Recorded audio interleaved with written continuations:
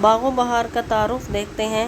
باغ و بہار 1801 میں میر امن نے عطا حسین خان تحسین کی تصنیف نو طرز مرصع سے اخذ کی۔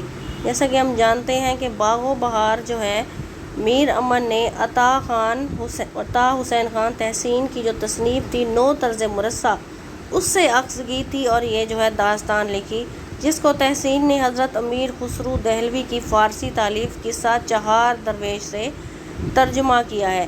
اچھا، جس کو تحسین نے باغ و بہار لکھی میر امن نے، ٹھیک ہو گیا، اور میر امن نے عطا حسین خان تحسین کی تصنیف جو تھی نو طرز مرصع، اور حسین خان تحسین نے اس کو امیر خسرو دہلوی کی فارسی تالیف جو کہ خسرو کی کون سی تالیف تھی؟ قصہ چہار درویش، اس سے ترجمہ کیا ہے۔ باغ و بہار کو آج 200 برس کا عرصہ گزر چکا ہے، اس کے باوجود یہ کتاب اپنی مثال آپ ہے۔ اس داستان میں سب سے پہلے اس بات کا خیال رکھا گیا ہے کہ اس کی زبان سادہ اور آسان ہو اور عام بول چال کے مطابق ہو، ٹھیک ہو گیا، عام بول چال کے مطابق ہو۔ باغ و بہار کے 5 حصے ہیں، اس میں نسوانی کردار زیادہ جانبدار ہے، نسوانی کردار ہے، مردانہ کردار ہے، ٹھیک ہے، مرد کرداروں کی نسبت سے ان میں قوت فیصلہ اور ہمت بھی مردوں کی نسبت زیادہ دکھائی دیتی ہے۔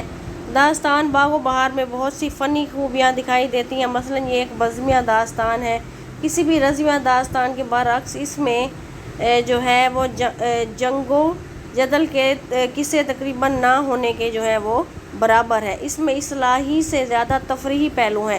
اچھا، یہ داستان ہم پڑھتے ہیں تو اس میں جو ہے تفریح کے زیادہ جو ہے پہلو ہے، یہ پڑھتے ہوئے بور نہیں ہونے دیتی انسان کو، قاری کو۔ تحریر میں سب سے بڑی خوبی سادگی، سلاست اور دلکشی ہے۔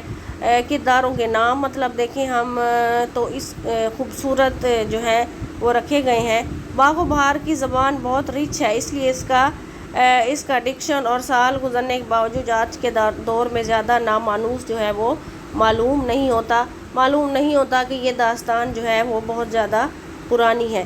باغ و بہار کے کردار حقیقی زندگی سے قریب تر دکھائی دیتے ہیں اور تمام کردار ہی فوق الفطرت ہیں۔ سب سے بڑی خوبی یہ ہے کہ وہ جامد نہیں بلکہ متحرک ہیں، مطلب حرکت کرتے ہوئے ہیں۔ اسی طرح باغ و بہار کی ایک خوبی واقعات کا تسلسل ہے۔ واقعات جس طرح جو ہے وہ بیان کیے گئے ہیں وہ ایک دوسرے سے مربوط ہیں، مطلب جیسے کہانی کو، داستان کو مطلب ساتھ ساتھ بڑھنا چاہیے، جس طرح کرداروں کو ساتھ ساتھ بڑھنا چاہیے اس طرح بڑھتے ہیں کہ قاری کی دلچسپی کو جو ہے وہ برقرار رکھتے ہیں۔ داستان باغ و بہار حقیقت سے قریب ترین معاملات زندگی کی جو ہے وہ عکاس ہے۔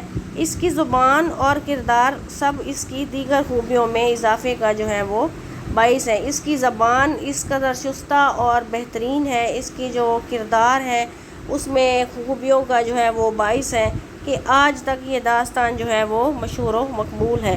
ایک اچھی داستان میں جو 4 خوبیاں ہونی چاہیے، مطلب جو ہوتی ہیں، ہونی ضروری ہے، وہ باغ و بہار میں بدرجہ اتم موجود ہے۔ مثلا اس کی دلکشی، اس کی انفرادیت میں اضافے کے ساتھ ساتھ قاری کی توجہ اپنی طرف جذب کی رہتی ہے اور وہ پڑھتا چلا جاتا ہے۔ کہانی پڑھنے والا یا سننے والے کو یقین ہوتا چلا جاتا ہے کہ یہ سب کچھ جو ہے وہ سچ ہے۔ باغ و بہار عام دلچسپی کے نقطہ نظر کو برابر اپنے سامنے لکھی گئی ہے، جس کا مقصد اصلاحی اور اخلاقی سے زیادہ تفریحی ہے۔ مطلب یہ ہے کہ ہم یہ داستان پڑھتے ہیں تو اس کا کوئی اصلاحی مقصد یا کوئی اخلاقی مقصد نہیں ہے کہ اس میں کوئی مصنف ہمیں پیغام دینا چاہ رہا ہے، کوئی اخلاقی سبق دینا چاہ رہا ہے، اس میں یہ بات نہیں ہے۔ یہ صرف ایک تفریحی داستان ہے کہ باغ و بہار کی خصوصیات میں سادگی، دلکشی، محاورے اور روزمرہ کا استعمال، قافیہ کا استعمال اور معاشرے کی عکاسی بھی شامل ہے۔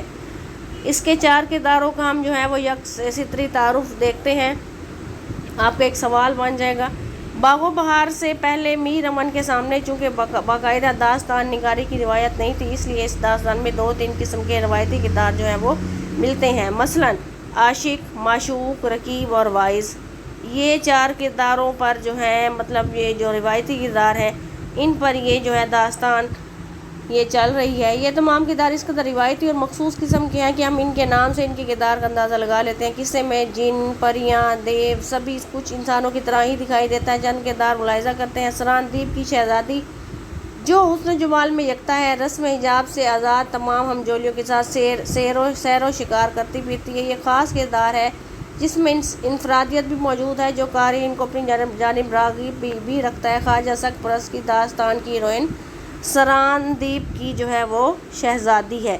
وزیر زادی دوسرے نمبر پر آتی ہے وزیر زادی، جو آزاد بحث بخت والی داستان کی وزیر زادی ہے، جس کا اصل مقصد خواجہ سگ پرست کو کسی نہ کسی بادشاہ کے دربار میں پیش کر کے اپنے باپ کو اس کی بادشاہ کی قید سے وہ جو ہے وہ رہائی دلوائے۔ اس وزیر زادی کا یہ مقصد تھا کہ اپنے باپ کو جو ہے وہ بادشاہ کے دربار سے جو ہے وہ رہائی دلوائے۔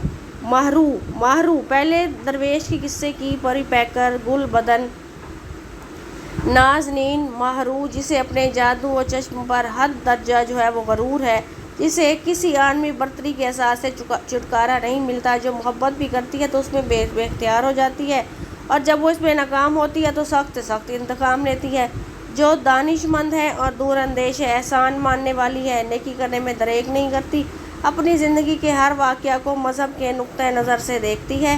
ٹھیک ہو گیا، یہ شہزادی جو ہے وہ مذہبی ہے، حیادار ہے، بدنامی اور رسوائی سے بچنے کے لیے جاہو بے جا بننے پر بھی وہ آمادہ ہے، اور جس کے مزاج کی سب سے بڑی خصوصیت یہ ہے کہ وہ جو کچھ بھی ہے وہ ہمیشہ وہی رہتی ہے، اس کی شخصیت میں ایک کشش ہے جو ہر پڑھنے والے کو جو ہے وہ متاثر کرتی ہے۔ بصرے کی شہزادی یہ ہم نے دیکھا ہے داستان میں، کردار یہ صاحب ہمت اور عقل مند ہے، خودداری، مہمان نوازی، سلیقہ اور سگڑ پن سب اس میں موجود ہے۔ اس میں شہزادیوں کا پورا وقار اور تمکنت موجود ہے، اس میں مردم شماری اور معاملہ فہمی کوٹ کر جو ہے وہ بھری ہوئی ہے۔